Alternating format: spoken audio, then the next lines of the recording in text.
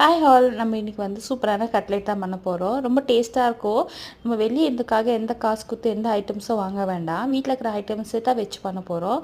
Taste மட்டும் சூப்பராக இருக்கும். நம்ம வெளியே சும்மா எல்லா காசு கொடுத்து வாங்கி அது டேஸ்ட்டாக கூட இல்லாமல் என்னத்துக்கு தான் தேவையில்லாத ப்ராப்ளம்ஸை நம்ம க்ரியேட் பண்ணிக்கிறது சொல்லுங்கள்.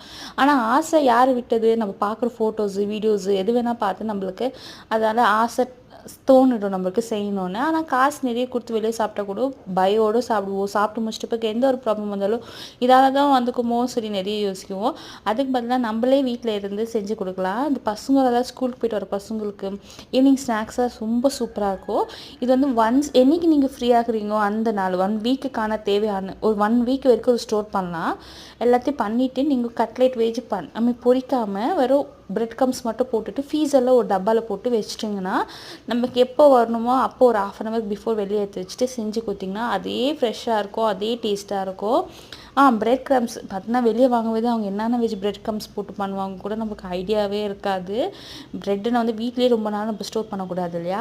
ஆனால் வெளியே எப்படி பண்ணுவாங்கன்னு தெரியாது. அதனால தான் நம்மளுக்கு எல்லா ப்ராப்ளம்ஸும் வரும். இப்போ நம்ம வீட்லேயே இப்படி பண்ணுறனால ரொம்ப நல்லாயிருக்கும். அண்ட் வந்து நான் வந்து இது முட்டை கூட ஆட் பண்ணல. வெஜ் கட்லெட் இல்லை, அதை நான் போடல.